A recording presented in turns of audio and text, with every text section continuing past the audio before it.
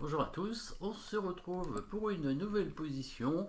C'est une position de finale, mais c'est quand même un travail sur les combinaisons parce que dans les finales, il y a des combinaisons, il y a toutes sortes de combinaisons, hein. Ça peut être n'importe quel thème, attaque double, même attaque à la découverte. Bon, il faut plusieurs pièces pour ça, mais en tout cas, attaque double, ça arrive assez souvent, déviation, etc. Mais surtout, évidemment, le thème qu'on verra le plus souvent, le thème tactique qu'on verra le plus souvent en finale, c'est bien sûr le pion passé.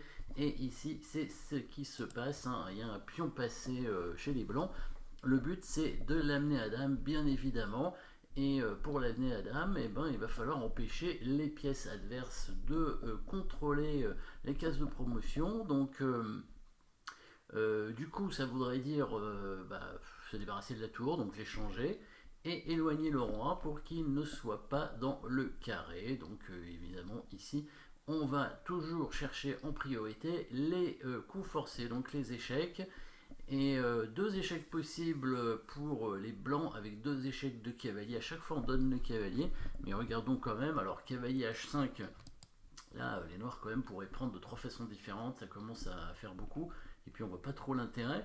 Et de l'autre côté, cavalier E6, ça permet aux noirs de prendre le cavalier, mais est-ce qu'il n'y aurait pas un dégagement d'espace qui permettrait à la tour blanche de faire échec et du coup de forcer le roi à aller sur la huitième rangée de façon à ce que la tour puisse refaire échec justement et prendre la tour en H8, ce qui éloignerait le roi bien évidemment du carré du pion blanc. Regardons si le cavalier noir peut rentrer quand même dans le carré.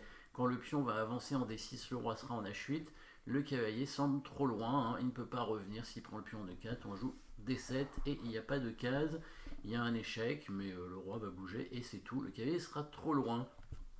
Alors, est-ce que les coups sont forcés? Quand le cavalier vient faire échec, les noirs ne sont pas obligés de prendre le cavalier, ils peuvent bouger leur roi, bien évidemment. Donc, roi en G8, mais sur roi G8, je suppose qu'on va faire la même chose, c'est-à-dire tour C8 échec, échanger les tours et avancer le pion. Et sur roi H7, alors là on pourrait plus faire échec par contre, mais qu'est-ce qu'on va faire dans ces cas-là? Sur roi H7, tout simplement, alors on n'avancerait pas le pion puisque là la tour est là pour protéger la case de promotion. Par contre, ce qu'on pourrait éventuellement faire, c'est attaquer le pion ici en F7 et le clouer du même coup en mettant la tour sur la 7ème rangée. Le pion serait indéfendable, hein. La tour va pouvoir prendre ce pion et par la suite menacer un échange de tours, hein. En tout cas, on récupère des pions et après on pourra avancer le pion à dame. Regardons ce dégagement d'espace, hein. D'ailleurs, un nouveau thème, tous les thèmes tactiques sont possibles a priori en finale, hein. Dégagement d'espace ici, quand le pion va prendre le cavalier, du coup la septième rangée est ouverte. Et la tour blanche peut faire des échecs, le roi est bloqué, il est obligé d'aller sur la huitième. Voilà, la variante principale, évidemment, avec le pion qui avance, surtout, hein, pas prendre le pion, sinon on rapproche le pion du roi et le cavalier ne peut pas venir non plus protéger la case de promotion, le roi est trop loin. Et du coup, si il prend pas le cavalier, comme on disait, donc roi G8, ça changera rien puisque on va faire tour C8 et on va prendre sa tour et après on pousse le pion. Et sur roi H7, qui est peut-être un peu mieux, on va quand même mettre la tour en C7.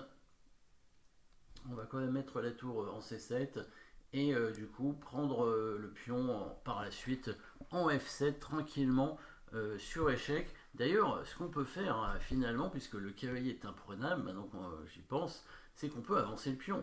Et oui, finalement c'est beaucoup plus fort, parce que quand on avance le pion, donc on menace évidemment de continuer à avancer et de faire dame, et si jamais il prend le cavalier après qu'on a avancé le pion, on pourra mettre la tour en C8, échanger les tours et faire dame. Et maintenant, s'il prend le cavalier, on a la même chose que tout à l'heure, c'est-à-dire l'échec sur la septième rangée, suivi de l'échec sur la huitième, on échange les tours, et le pion est même une case plus haut que dans la partie. Donc ici, si le roi vient en H7, on va tout simplement pousser le pion.